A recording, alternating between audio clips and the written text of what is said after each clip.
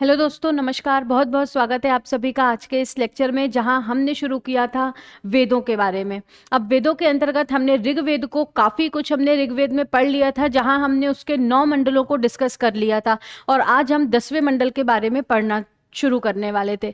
दोस्तों, 10वां मंडल स्टार्ट करने से पहले मैं आप लोगों को क्रांति बैच 2.0 के बारे में कुछ बताना चाहूँगी। आप सभी को पता है क्रांति बैच 2.0 2026 प्रीलिम्स ओरिएंटेड एक फ्री ऑफ कॉस्ट बैच है, जो एकेएस सिविल एकेडमी के द्वारा यूट्यूब पर चलाया जा रहा है, जिसके लिए आपको किसी भी प्रकार का कोई भी पैसा खर्च करने की आवश्यकता नहीं है। ना ही केवल कंटेंट, बल्कि साथ ही साथ आपको 10,000 MCQs भी सॉल्व कराए जा रहे हैं, जिसके अंतर्गत इसी क्रांति बैच 2.0 के अंतर्गत मैंने अपने कई सारे लेक्चर्स एमपी जीके के भी डाले हैं, और अभी मैं यहाँ पर यूनिट 1 पढ़ा रही हूँ। दोस्तों, ये मैं आप लोगों को क्लियर करना चाहूँगी कि जो भी कंटेंट आपको मेरे द्वारा पढ़ाया जा रहा है, सबसे पहले वो पूरी तरीके से ऑथेंटिक है, पूरी तरीके से चेक्ड है, कोई भी प्रकार की गलतियों की संभावनाएं नहीं हैं। दूसरी बात ये बता दूं कि आप सभी को भी पता है, और मैं वापस से बता देती हूं कि मैं जो भी कंटेंट पढ़ाती हूं वो ना केवल इंग्लिश बल्कि हिंदी मीडियम के छात्रों के लिए भी उतना ही उपयोगी साबित होता है। आइए दोस्तों, शुरू करते हैं वेदों के बारे में। तो हमने वेद के अंतर्गत कई सारी चीज़ें डिस्कस ऑलरेडी कर ली थी। जैसे वेदों के लिए हमने पढ़ा था कि जो वेदों की संख्या है वो 4 होती है। वेदों को संहिता भी कहा जाता है, और संहिता इसलिए कहा जाता है क्योंकि यहाँ पर होता है मंत्रों का संग्रह, यहाँ पर होता है कलेक्शन ऑफ मंत्र। क्लियर। आगे हमने पढ़ा था हर एक वेद का अपना उपवेद होता है, उसका खुद का उपनिषद होता है, आरण्यक होते हैं और ब्राह्मण ग्रंथ होते हैं। क्लियर। लेकिन हम अगर अथर्ववेद की बात करें तो अथर्ववेद का कोई भी आरण्यक नहीं है, इसके केवल ब्राह्मण ग्रंथ हैं, उपवेद हैं, उपनिषद हैं। क्लियर है। उसके बाद हमने पढ़ा था कि ये नित्य होते हैं, ये यूनिवर्सल होते हैं, इसमें जो भी चीज़ें लिखी गई हैं वो नित्य हैं, वो यूनिवर्सल हैं, वो सार्वभौम है। आगे अगर हम बात करें तो हमने पढ़ा था कि ये अपौरुषेय हैं, यानी किसी भी मानव ने, मनुष्य ने इसकी रचना नहीं की। इसकी रचना किसने की है? ये श्रुति टेक्स्ट है। श्रुति यानी ईश्वर से, ब्रह्मा जी से देवताओं ने जिस ज्ञान को अर्जित किया, उस ज्ञान को उन्होंने कंपाइल किया। और वेदों को लिखने का श्रेय, वेदों को संकलन करने का श्रेय किसे दिया जाता है दोस्तों? महर्षि कृष्णद्वैपायन वेदव्यास जी को। क्लियर। तो हमने इतनी कुछ बेसिक चीजें डिस्कस की थी। उसके बाद हमने ऋग्वेद को शुरू किया था, और ऋग्वेद के बारे में हमने कई सारी इंपॉर्टेंट चीजें पढ़ी थी। जैसे ऋग्वेद सबसे प्राचीन वेद है। ऋग्वेद पढ़ने वाले को हम क्या बोलते हैं? होत्रा या होता। हम ऋग्वेद पढ़ने वाले को बोलते हैं। ऋग्वेद में मंडलों की संख्या 10 है, यानी ऋग्वेद में कुल 10 मंडल हैं। ऋग्वेद में 1028 सूक्त हैं और 10,552 मंत्र भी दिए गए हैं। हमने 10 मंडल में 9 मंडल के बारे में चीज़ें डिस्कस कर ली थी, और आज हम 10वें मंडल को डिस्कस करने वाले हैं। उससे पहले हम जान लेते हैं कि सबसे बड़ा और सबसे छोटा मंडल, सबसे नवीन और सबसे प्राचीन मंडल। तो मैंने आपको बताया था सबसे नया मंडल है 10वां मंडल, क्योंकि इसकी रचना अथर्ववेद के बाद हुई। सबसे बड़ा मंडल है पहला मंडल। लेकिन बाई चांस अगर आपको फन मतलब एक ऑप्शन में नहीं मिलता तो और 10 मिलता है तो आप 10 लगाएंगे, क्योंकि एक के बाद जो दूसरा सबसे बड़ा मंडल है वो 10वां मंडल है। क्लियर। उसके बाद हम आगे देखें तो हमने पढ़ा था सबसे प्राचीन मंडल कौन सा है, तो सबसे पुराना मंडल है दोस्तों 7वां मंडल, और सबसे जो छोटा मंडल है वो कौन सा है? दूसरा मंडल। क्लियर। ये आपको चीजें ध्यान रखनी है। क्लियर। उसके बाद फिर यहाँ पर और कुछ भी इंपॉर्टेंट चीजें, हाँ, हमने पढ़ा था एक सप्त सैंधव क्षेत्र कि ये जो वेद है ना, इनकी कंपोजिशन ऋग्वेद का कंपोजिशन कब हुआ? तो जिस काल में, जिस एरा में ऋग्वेद का कंपोजिशन हुआ उसे हम ऋग्वैदिक काल के नाम से जानते हैं। क्लियर। ऋग्वैदिक काल में महिलाओं की जो पोजीशन है वो उच्च हुआ करती थी। महिलाएं जो हैं उन्हें वेद लिखने की अनुमति भी दी गई थी। जैसे अपाला, लोपामुद्रा, विश्वेश्वरा जैसी कुछ महिलाएं जो हैं वो बहुत ज़्यादा इम्पॉर्टेंट है। आगे हम देखते हैं ये जो वेद की रचना हुई वो सरस्वती नदी, यानी कि सीधा बोले तो आपसे पूछा जाएगा कि वैदिक काल में सबसे पवित्र नदी कौन सी थी, तो आप उत्तर देंगे कि वैदिक काल में सबसे पवित्र सरस्वती नदी हुआ करती थी। क्लियर। लेकिन सबसे ज़्यादा मेंशन हमें सिंधु नदी का मिलता है। क्लियर। उसके बाद फिर हम यहाँ पर क्या किसकी जानकारी मिलती है? सप्त सैंधव क्षेत्र की, सप्त सिंधु रीजन की, यानी 7 समुद्री क्षेत्र की। सप्त यानी 7, सिंधु यानी समुद्र, तो 7 समुद्र रीजन की यहाँ पर कहानी भी देखने को मिलती है। क्लियर। उसके बाद वेद त्रयी की बात हमने की थी कि वेद त्रयी तो वेद का मतलब है हमारे वेद और त्रयी का मतलब है तीन, यानी कि उच्च तीन वेद। या वेद त्रयी में कौन कौन से वेद शामिल हैं? तो उसमें शामिल है ऋग्वेद, सामवेद और यजुर्वेद।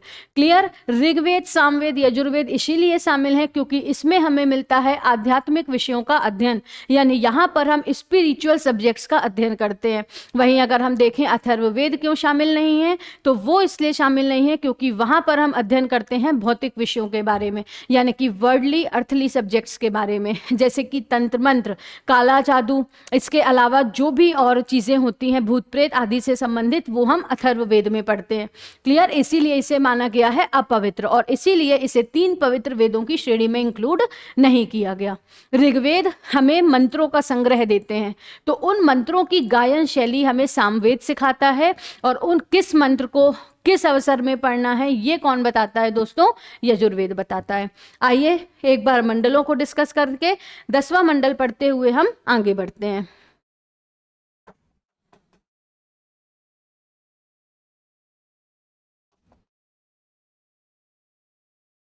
तो पहला मंडल, अच्छा देखिए हम इसको ओरली डिस्कस कर लेते हैं। जो पहला मंडल है, तो आपसे पूछा जाएगा कि पहले मंडल की रचना अनेक ऋषियों ने की और इसमें हमें अग्नि सूक्त की चर्चा मिलती है। दूसरे मंडल की रचना गृहस्मद ने की, जहां हमें आर्यों अनार्यों की चर्चा मिलती है। तीसरे मंडल की जो रचना है तो तीसरे मंडल की रचना किसने की दोस्तों? विश्वामित्र ने, जहां हमें विश्वामित्र का नदी संवाद देखने को मिलता है और सरस्वती जो मंत्र है जिसे हम गायत्री मंत्र बोलते हैं वो भी देखने को, उसका भी कंपाइलेशन देखने को मिलता है। क्लियर। उसके बाद फिर जैसे आपको बोला जाएगा Gayatri Mantra in mention in which mandal of Rigveda, the answer is third mandal. Fourth में हम देखते हैं, फोर्थ लिखा है किसने दोस्तों? वामदेव ने, जहां हमें कृषि शब्द का, एग्रीकल्चर वर्ड का 24 बार उल्लेख देखने को मिलता है, और एक फसल जिसका नाम है यव या फिर जौ, उस फसल का भी उल्लेख मिलता है। आगे देखें, पांचवा मंडल ऋषि अत्रि ने लिखा। छठवां मंडल लिखा था दोस्तों ऋषि भारद्वाज ने, जहां पर हड़प्पा के लिए हरियुपिया शब्द का प्रयोग किया गया और इंद्र को पुरंदर कहा गया। आगे देखेंगे, सातवां मंडल ऋषि वशिष्ठ ने लिखा, जहां हमने क्या पढ़ा था दोस्तों? दशराग युद्ध के बारे में।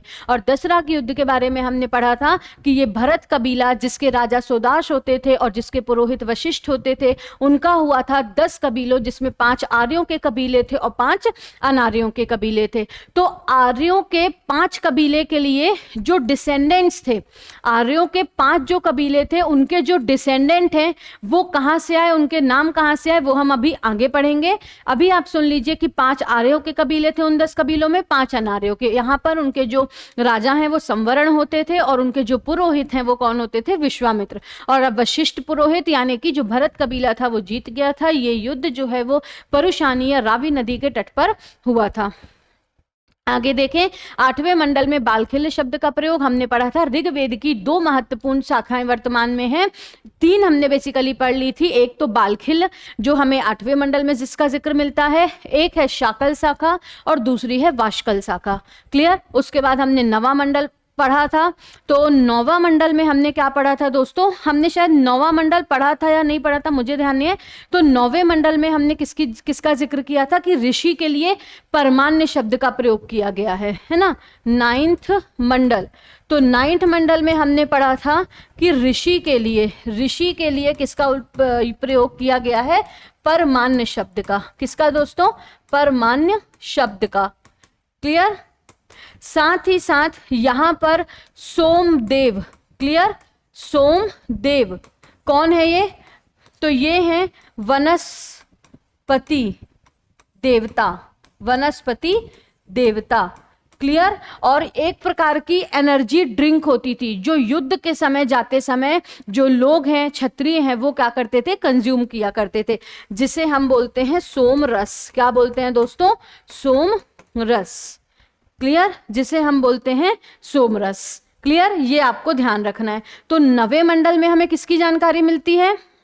नवे मंडल में हमें जानकारी मिलती है कि ऋषि को परमान्न कहा गया। साथ ही साथ आपसे सीधा क्वेश्चन आएगा, सोमदेव जो वनस्पति के देवता हैं, या सोमरस जो एक प्रकार का एनर्जी ड्रिंक हुआ करती थी, उसका संबंध ऋग्वेद के किस मंडल से है? The answer is 9th mandala. और फाइनली अब हमें डिस्कस करना था ऋग्वेद का 10वां मंडल, 10th mandala of Rigveda. Clear? 10th mandala. तो अब हमें किसको जिक्र करना था दोस्तों? 10वें। सबसे पहले तो 10वां मंडल लिखा किसने? तो अनेक ऋषि गणों ने, अनेक ऋषि गणों ने लिखा। क्लियर? अनेक ऋषि गणों ने 10वें मंडल की रचना की। समय समय पर इसकी रचना होती रही और इसकी रचना अथर्व वेद के बाद हुई। अथर्व वेद के बाद रचना। क्लियर? इसमें हमको जानकारी मिलती है कई सारे सूक्त की, जिसमें एक सूक्त है हिरण्यगर्भ सूक्त, विवाह सूक्त,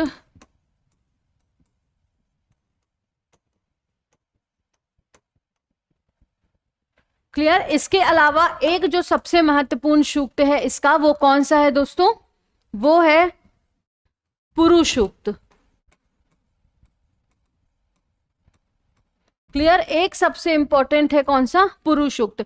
तो आपसे सीधा क्वेश्चन पूछा जाएगा कि हिरण्यगर्भ सूक्त की जो इंफॉर्मेशन है, या हिरण्यगर्भ सूक्त हमें कहां देखने को मिलता है? तो वो मिलता है ऋग्वेद के 10वें मंडल में। इसके अलावा और भी सूक्त हैं, जैसे नसाड़िया सूक्त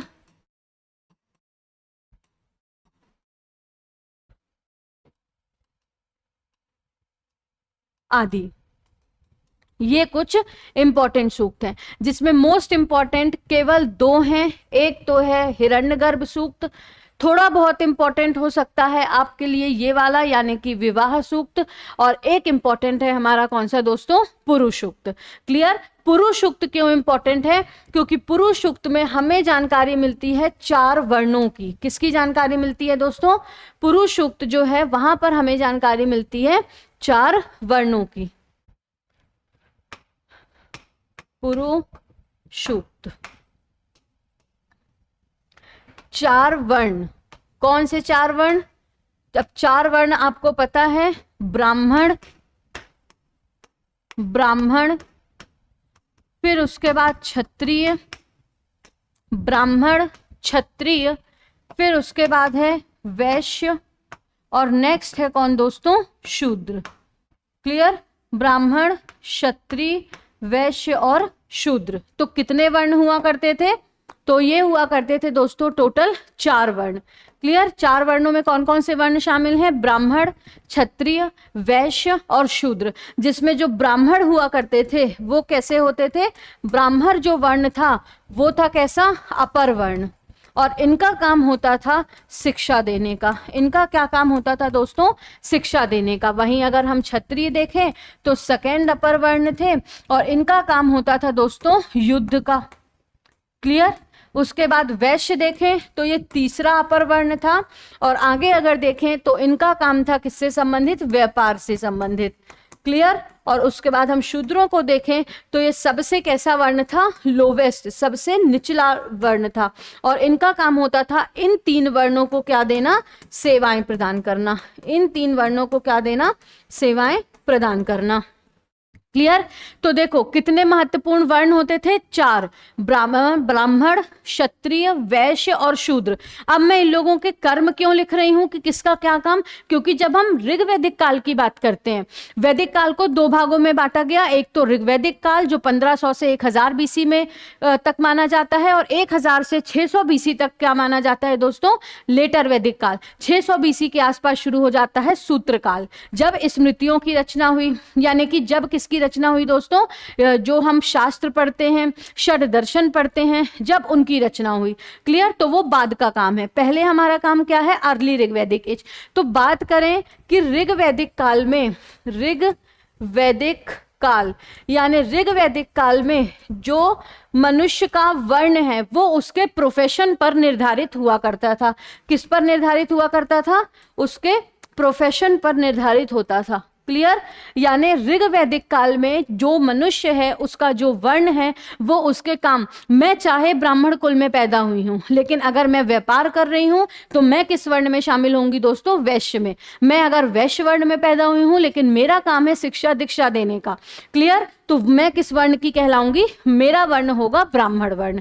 ठीक, तो इस तरीके से आपको याद रखना है कि जो ऋग वैदिक काल था यानी कि जो 1500 से 1000 बीसी तक का काल था उस समय को हम क्या बोलते हैं? ऋग्वैदिक काल। और ऋग्वैदिक काल में जो वर्ण व्यवस्था थी वो कर्म आधारित थी, वो प्रोफेशन बेस्ड थी। लेकिन लेटर वैदिक एज आते आते ये और ज्यादा रिगिड हो गई, ये और ज्यादा कठोर हो गई, क्लियर। और लेटर वैदिक एज में ये व्यवस्था कैसी हो गई? लेटर वैदिक एज, तो लेटर वैदिक एज में दोस्तों ये व्यवस्था कैसी हो गई? ये हो गई जन्म आधारित, कि अगर मैंने ब्राह्मण कुल में जन्म लिया है तो मैं शूद्रों वाला काम क्यों ना करूं, या मैं वैश्यों वाला काम क्यों ना करूं, या क्षत्रिय वाला काम क्यों ना करूं, मैं किस वर्ण की कहलाऊंगी? ब्राह्मण वर्ण की। और इसीलिए हमें आज इतना डिस्क्रिमिनेशन देखने को मिलता है, क्लियर। वर्ण व्यवस्था कठोर हो जाने की वजह से। तो वर्ण व्यवस्था जो है वो ऋग्वैदिक काल में अलग थी, लेटर वैदिक काल में अलग थी। ऋग वैदिक काल में वर्ण व्यवस्था मैंने बताया कर्म आधारित थी। मैं वैश्य कुल में हूं, मेरे फादर बिजनेसमैन है लेकिन मैं आप लोगों को पढ़ाने का काम कर रही हूं, तो वो चाहे वैश्य कुल में आ रहे हैं लेकिन मैं किस कुल में आऊंगी? ब्राह्मण कुल में आऊंगी। लेकिन अगर हम बात करें लेटर वैदिक पीरियड की, तो लेटर वैदिक पीरियड में ब्राह्मण का बच्चा चाहे वो कोई भी काम करे वो किस कुल में आएगा दोस्तों? ब्राह्मण कुल में आएगा, क्लियर। समझने की कोशिश करना। तो ये हमारा कौन सा मंडल हुआ? तो ये हमारा हुआ दोस्तों 10वां मंडल, क्लियर। और 10वें मंडल में हमने क्या पढ़ा इंपॉर्टेंट? तो 10वें मंडल में हमने इनके बारे में पढ़ा, क्लियर। यानी कि 10वें मंडल में हमने क्या पढ़ा कि 10वें मंडल की जो रचना है वो अथर्व वेद के बाद हुई। इसीलिए इस मंडल को हम क्या बोलते हैं? सबसे नवीन मंडल। क्या बोलते हैं? सबसे नवीन या सबसे नया मंडल, क्लियर। सबसे नया मंडल किसे बोलते हैं हम? 10वें मंडल को। इसकी रचना अनेक ऋषिगणों ने की। अथर्व वेद के बाद रचना हुई। कई सारे सूक्त देखने को मिलते हैं। हिरण्यगर्भ क्यों मैं जोर दे रही हूं? क्योंकि प्राचीन काल में ईश्वर को हिरण्यगर्भ कहा जाता था। क्या कहा जाता था दोस्तों? हिरण्यगर्भ, ऋग्वैदिक काल में। तो हिरण्यगर्भ सूक्त, विवाह सूक्त, नख सूक्त और नसाडिया सूक्त, इसके अलावा पुरुष सूक्त। तो पुरुष सूक्त में हमें मिलता है 4 फोल्ड वर्ण व्यवस्था, क्लियर। 4 वर्ण मिलते हैं, ब्राह्मण, क्षत्रिय, वैश्य और शूद्र। और चारों के जो काम हैं वो आपको अलग अलग बताए गए। ब्राह्मणों का काम है शिक्षा दीक्षा देने का, उनसे नीचे आते हैं क्षत्रिय जिनका काम था युद्ध आदि करने का, उनसे नीचे आते हैं वैश्य जिनका काम था व्यापार करने का, और शूद्र आते हैं जो सबसे लोवेस्ट कैटेगरी में थे जिनका काम था इन अपर 3 वर्ण को क्या करना? इन अपर 3 वर्ण को सर्विसेज देना, क्लियर। जो अच्छा ऋग पहले के समय पे क्या हुआ करता था? जो ब्राह्मण और क्षत्रिय थे प्राचीन काल में, जो ब्राह्मण और क्षत्रिय थे उन्हें टैक्स नहीं देना पड़ता था। ये टैक्स से क्या होते थे? एग्जम्प्टेड होते थे। लेकिन जो वैश्य हैं उन्हें क्या करना पड़ता था? टैक्स देना पड़ता था। इसीलिए इन्हें बलिकृत कहा जाता था। बलिकृत यानी कि टैक्स देने वाला, क्लियर। वैश्यों को क्या कहा जाता था दोस्तों? बलिकृत कहा जाता था। क्यों कहा जाता था? बाली यानी कि टैक्स और कृत यानी कि करना, यानी टैक्स देने वाले कौन होते थे? वैश्य होते थे, क्योंकि ये व्यापार करते थे तो ये टैक्स देते थे, क्लियर। तो प्राचीन काल में ब्राह्मणों को और क्षत्रियों को किसी भी प्रकार का टैक्स नहीं देना पड़ता था, क्लियर। हमने पढ़ा था कि जो क्षत्रिय हैं वो भूदान देते थे, ब्राह्मणों को ये देते थे, क्यों?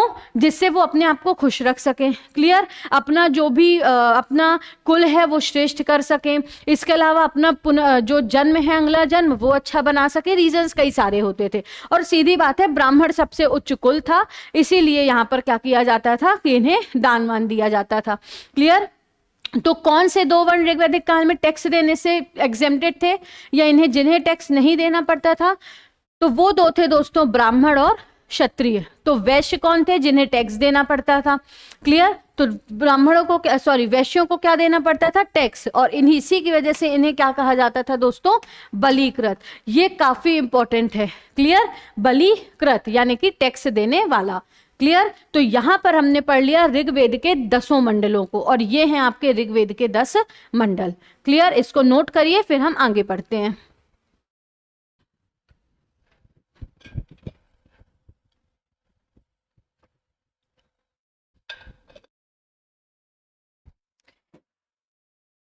ये रहे आपके ऋग्वेद के 10 मंडल। क्लियर? 10वें मंडल की रचना किसने की? तो अनेक ऋषिगणों ने 10वें मंडल की रचना की थी। आगे देखते हैं।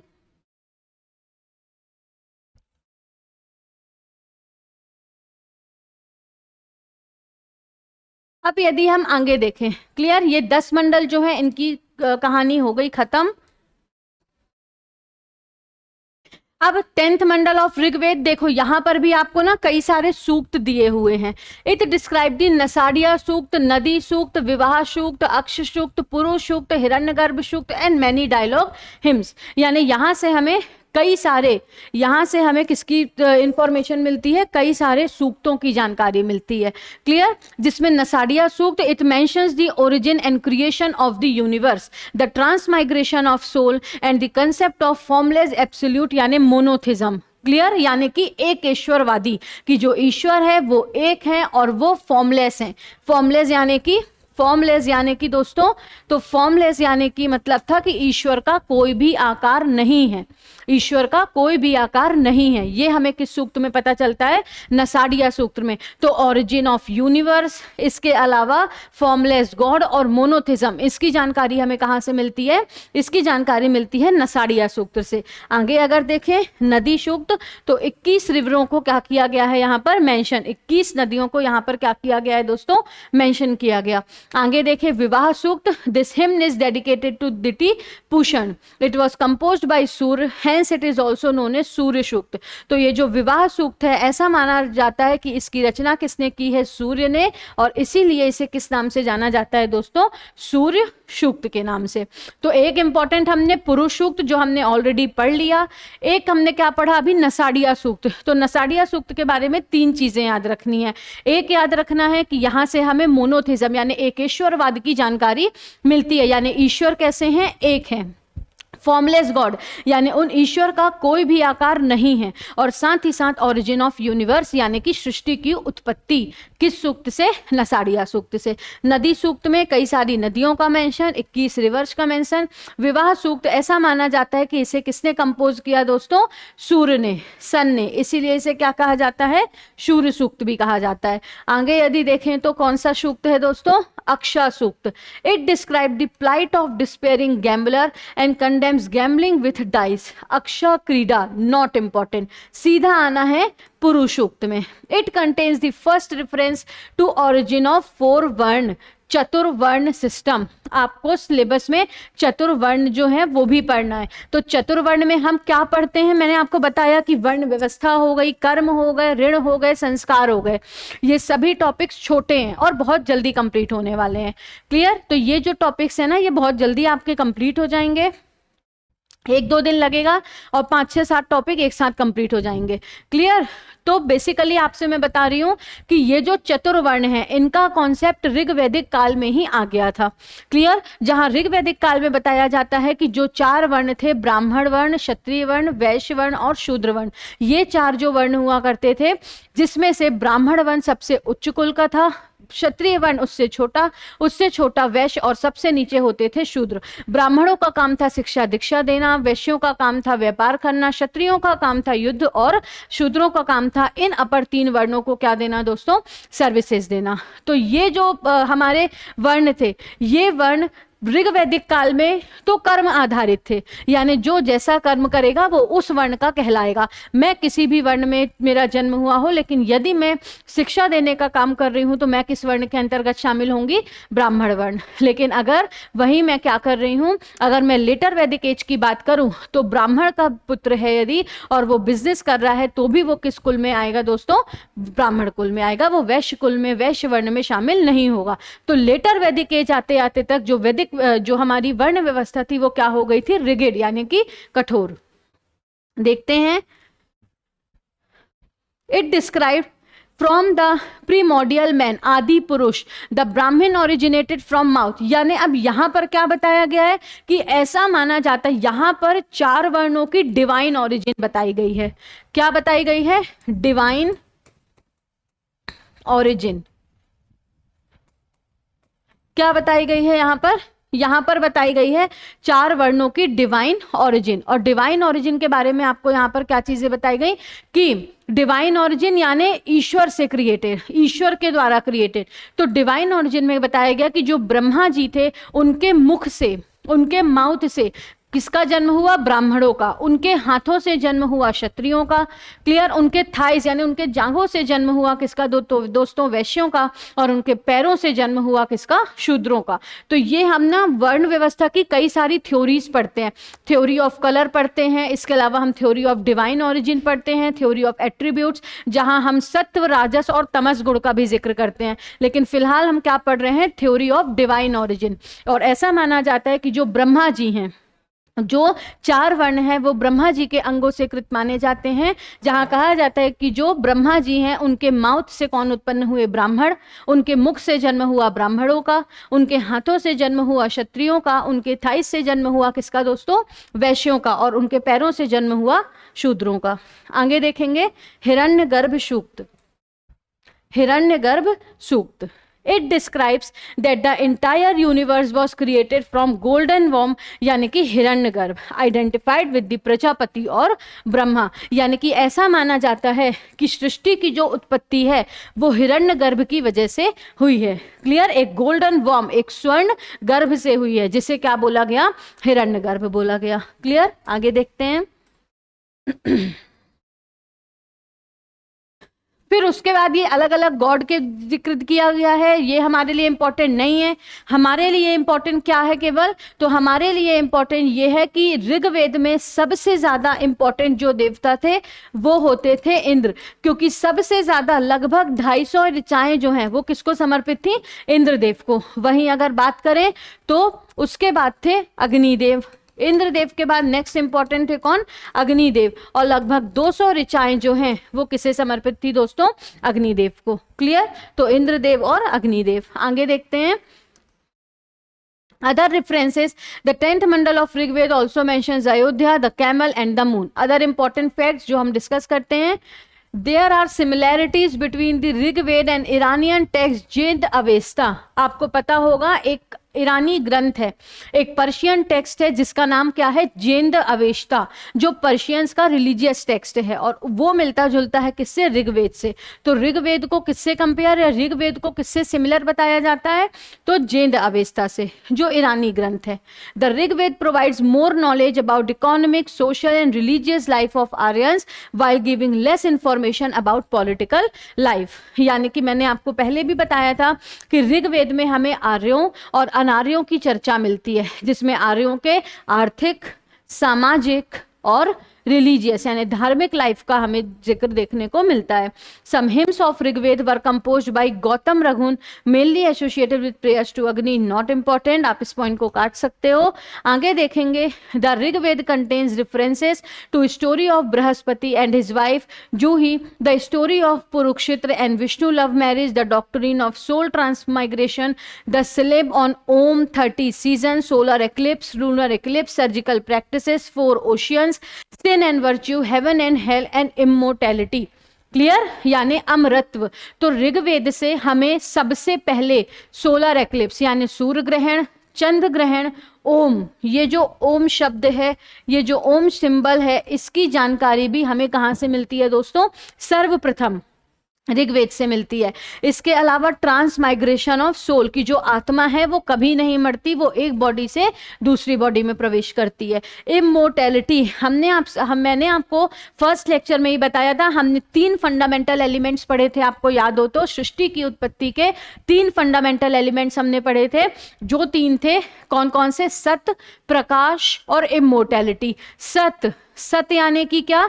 कारण। इस संसार में जो कुछ भी हुआ है, इस संसार की जो उत्पत्ति हुई है वो किसी न किसी कारण की वजह से हुई है। जब हम उस कारण को जानने की इच्छा करेंगे तो हम अर्जित करेंगे ज्ञान, जिसे हम बोलेंगे प्रकाश। और उसके बाद हमारी आत्मा जो है वो सुख दुख के बंधन से मुक्त हो जाएगी और कैसी हो जाएगी? अमर हो जाएगी, इमोर्टल हो जाएगी।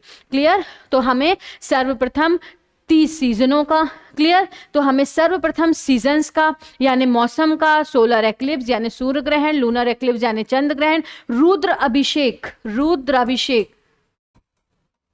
आपसे क्वेश्चन पूछा जाएगा रुद्र अभिषेक जो शब्द है इसका सर्वप्रथम मेंशन कहां पर मिलता है? तो आप आंसर करोगे कि ऋग्वेद में मिलता है। इसके अलावा वर्च्यू, हेवन एंड हेल यानी स्वर्ग और नर्क के बारे में भी हमें जानकारी, पापों के बारे में भी जानकारी और पुण्य के बारे में जानकारी कहां से मिलती है? सर्वप्रथम ऋग्वेद से। तो पाप, पुण्य, स्वर्ग, नर्क, रुद्राभिषेक, ओम शब्द, सूर्य ग्रहण, चंद्र ग्रहण, सीजन्स, इन सभी की जानकारी हमें सबसे पहले कहां से मिलती है? ऋग्वेद से मिलती है। साथ ही साथ दो तीर्थंकर थे। एक थे दोस्तों ऋषभ देव, एक थे कौन? ऋषभ देव, जो पहले तीर्थंकर हैं, ऋषभ देव। और एक थे अरिष्ट नेमी, जो किसके? भगवान कृष्ण के भाई माने जाते थे, कजिन ब्रदर। तो अरिष्ट नेमी और ऋषभ देव, ये दो कौन थे? तो ये चचेरे भाई थे अरिष्ट नेमी भगवान श्री कृष्ण के। और ये ऐसा माना जाता है कि जो अरिष्ट नेमी थे वो महाभारत के युद्ध में भी शामिल हुए थे। तो ऋषभ देव और अरिष्ट नेमी, दो जैन तीर्थंकरों के बारे में हमें ऋग्वेद से पता चलता है। तो ऋषभ देव और अरिष्ट नेमी के बारे में कहां से पता चलता है दोस्तों? ऋग्वेद से। तो किन किन चीजों का मेंशन मिला? सूर्य ग्रहण, चंद्र ग्रहण, पाप, पुण्य, स्वर्ग, नर्क, ओम, रुद्राभिषेक वर्ड, इसके अलावा ऋषभ देव, इसके अलावा अरिष्ट नेमी। स्तूप हम पढ़ते हैं ना, सांची स्तूप, भरूच स्तूप। तो स्तूप शब्द का भी सर्वप्रथम उल्लेख कहां पर मिलता है? ऋग्वेद में मिलता है। क्लियर? इसके अलावा 4 समुद्रों की भी जानकारी वहीं से मिलती है। Special note, the Rigveda does not mention Brahmana और मोक्ष। मोक्ष के बारे में ऋग्वेद हमें नहीं बताते।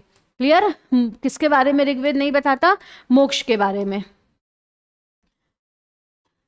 आगे यदि देखें,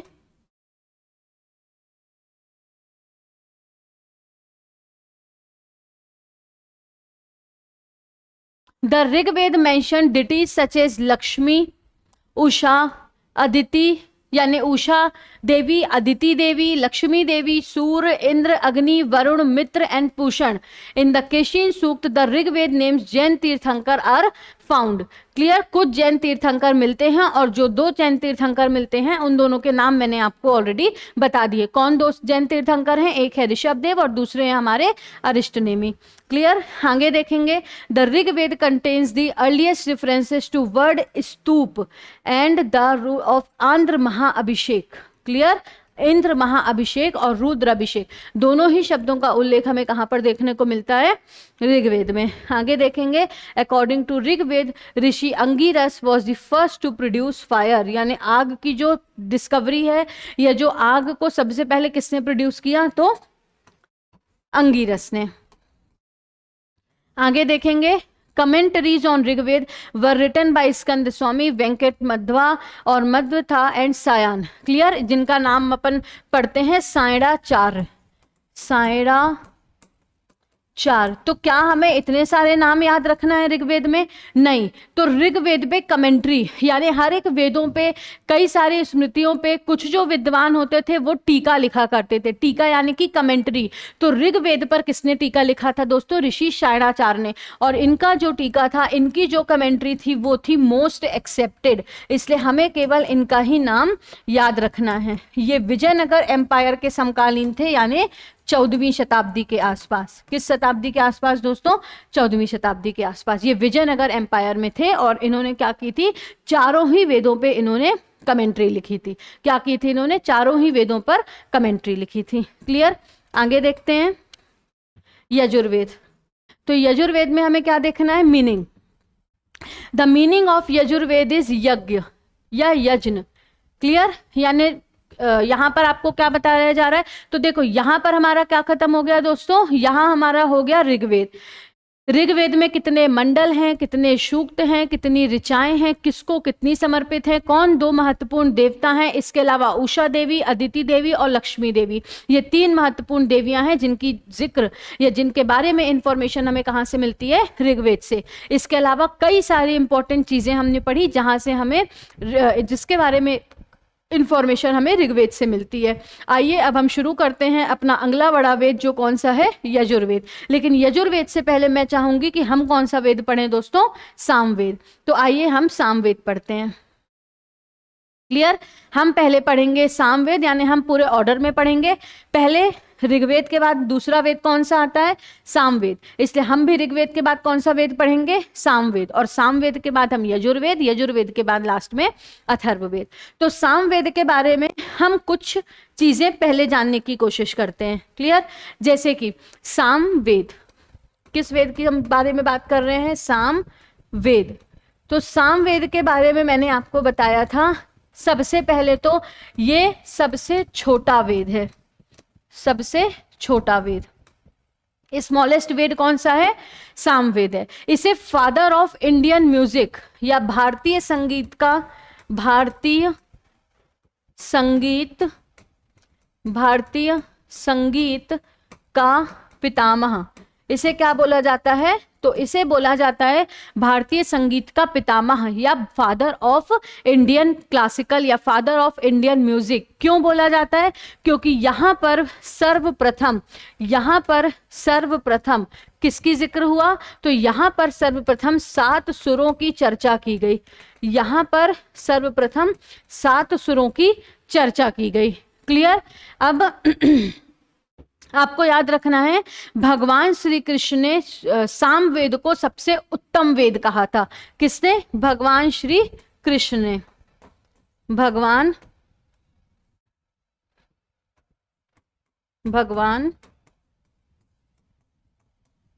श्री कृष्ण।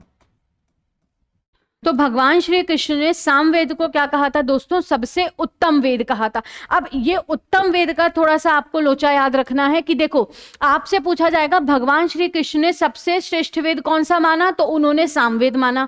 फिर आपसे पूछा जाएगा कि यजुर्वेद जो है उसे सबसे श्रेष्ठ वेद किसने माना? तो वो माना ऋषि मुनियों ने, वो माना पुरोहितों ने, क्योंकि उसमें दिया गया है यज्ञ और कर्मकांड, और जिससे होगा फायदा किसका दोस्तों? पुरोहितों का, ऋषि मुनियों का।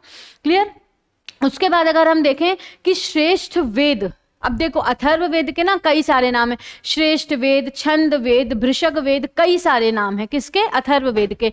तो इनमें आपसे पूछा जाएगा भगवान श्री कृष्ण ने किसे श्रेष्ठ वेद माना है? The answer is Samaveda. आपसे पूछा जाएगा ऋषि मुनियों या पुरोहितों द्वारा यज्ञों और कर्मकांडों के लिए, या ऐसा पुरोहितों से संबंधित कोई क्वेश्चन आ रहा है कि पुरोहितों ने या पंडितों ने या ब्राह्मणों ने सबसे श्रेष्ठ वेद किसे माना है? तो दोस्तों उन्होंने सबसे श्रेष्ठ वेद माना है यजुर्वेद को, क्योंकि उनका काम है यज्ञ कर्मकांड कराना, और जो दिए हुए हैं कहां पर? यजुर्वेद में। उसके बाद आपसे पूछा जाए इनमें से किस वेद को श्रेष्ठ वेद भी कहा जाता है? The answer is Atharvaveda. तो भगवान श्री कृष्ण ने सामवेद को, पुरोहितों ब्राह्मणों ने यजुर्वेद को। किस वेद का नाम श्रेष्ठ वेद भी है? तो अथर्ववेद को। क्लियर? ये आपको डिफरेंस याद रखना है। तो भगवान श्री कृष्ण जो थे, क्लियर, जो भगवान श्री कृष्ण थे, उन्होंने एक बात कही थी सामवेद के महत्व को बताते हुए। सामवेद के महत्व को बताते हुए भगवान श्री कृष्ण ने कहा था कि मैं वेदों में सामवेद हूं। क्या कहा था उन्होंने? उन्होंने कहा था मैं वेदों में सामवेद हूं। भगवान श्री कृष्ण ने कहा था मैं वेदों में सामवेद हूं, देवों में इंद्र हूं, देवों में इंद्र हूं, इंद्रियों में मन हूं, इंद्रियों में मन हूं, तथा प्राणियों की चेतना शक्ति हूं, तथा प्राणियों की चेतना शक्ति हूं।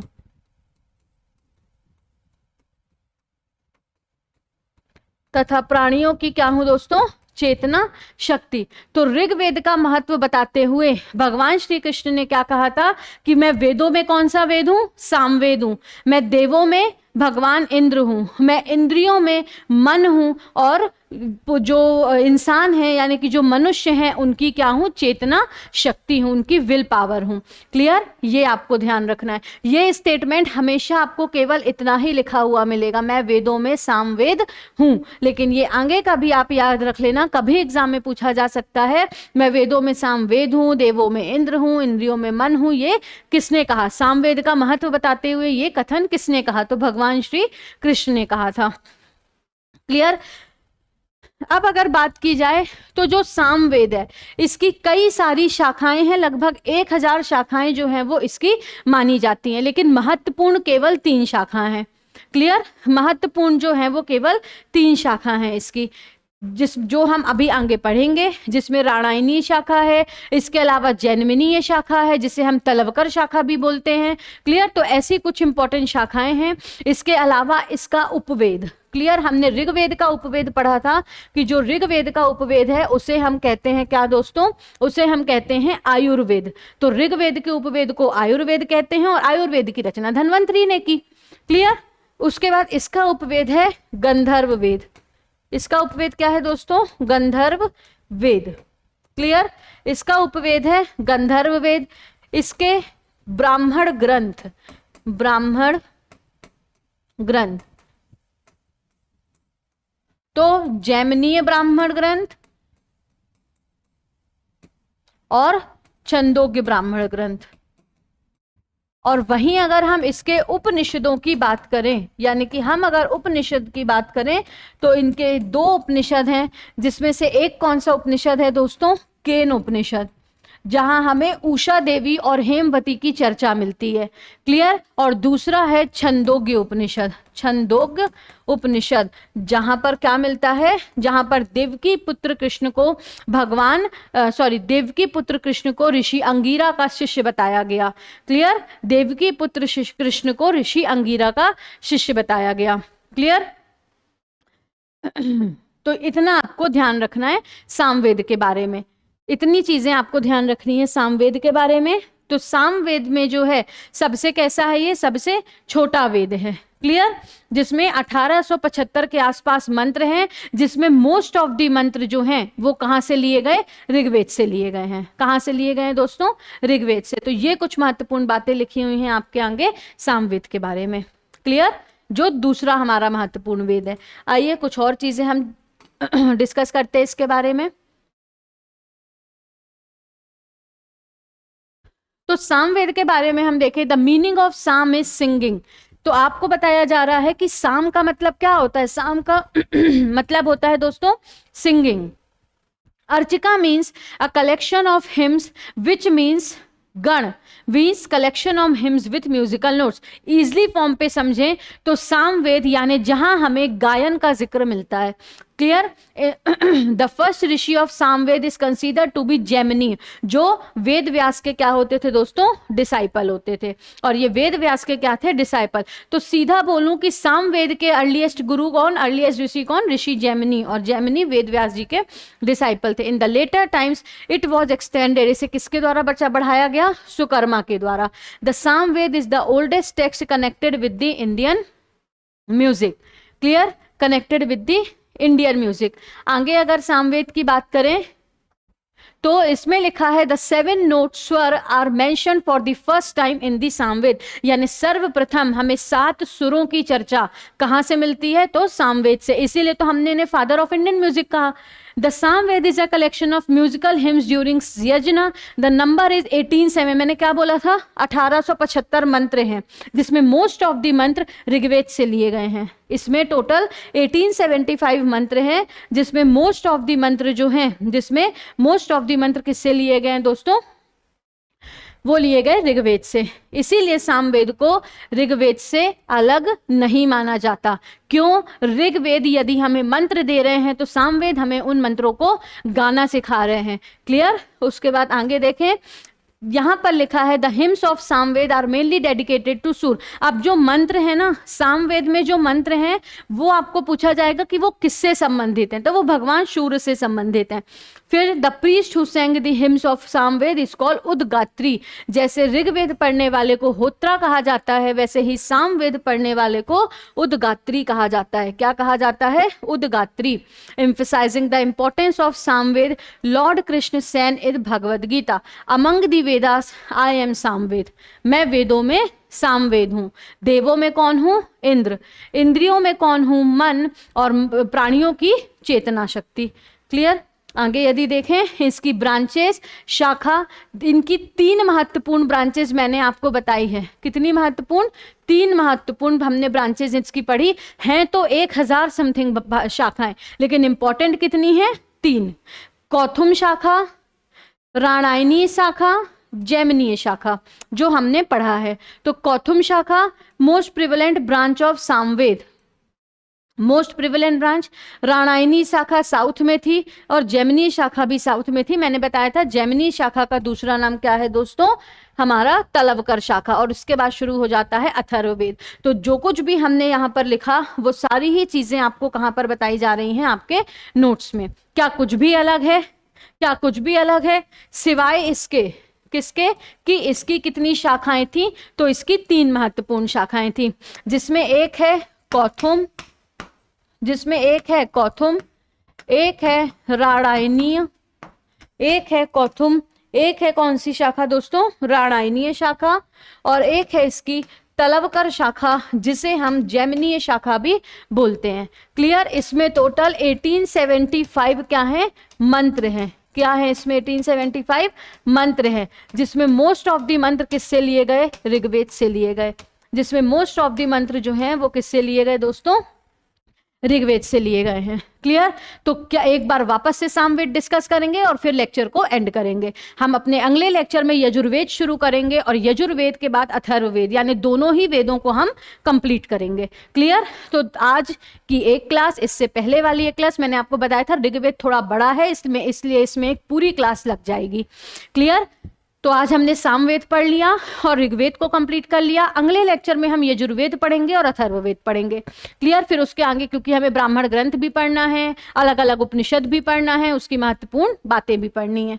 क्लियर? तो सामवेद, जिसे father of Indian classical music कहा जाता है, क्योंकि यहाँ पर सर्वप्रथम 7 सुरों की चर्चा की गई थी। क्लियर? ये सबसे छोटा वेद है। ये इसकी जो रचना है वो जैमिनीय ने की थी। ऐसा माना जाता है वो वेद व्यास जी के कौन है दोस्तों? वो वेद व्यास जी के डिसाइपल हैं, शिष्य हैं। बाद में उसका एक्सपेंडिशन ऋषि शुकर्मा ने किया। मोस्ट ऑफ दी जो मंत्र हैं वो भगवान सूर्य से संबंधित है, भगवान सूर्य को समर्पित हैं। भगवान श्री कृष्ण ने इसका महत्व बताते हुए कहा कि मैं वेदों में सामवेद हूँ, देवों में इंद्र हूँ, इंद्रियों में मन हूँ और प्राणियों की चेतना शक्ति हूँ। आगे देखें, इसका उपवेद है गंधर्व वेद, ब्राह्मण ग्रंथ है जैमिनी, छंदोग और उपनिषद है केन और छंदोग्य उपनिषद। उसके बाद देखें, इसकी 3 महत्वपूर्ण शाखाएं बताई गई हैं। कौन सी 3 महत्वपूर्ण शाखा? कौथुम शाखा, जो गुजरात के आसपास विकसित हुई, राणायनी शाखा, जो महाराष्ट्र के आसपास विकसित हुई, और तलवकर शाखा, जो कर्नाटक के आसपास विकसित हुई। Clear? 1875 mantra, most of the mantra dedicated to Rigveda. Clear? I hope आप सभी को ऋग्वेद और सामवेद से संबंधित सारी महत्वपूर्ण बातें समझ में आई होंगी। आज के लिए दोस्तों हम इस लेक्चर को यहीं पर विराम देना चाहेंगे। मिलेंगे अगले लेक्चर में, जहां हम यजुर्वेद और अथर्ववेद के बारे में इंपॉर्टेंट चीजों को कवर करेंगे। तब तक के लिए आप सभी का बहुत बहुत धन्यवाद।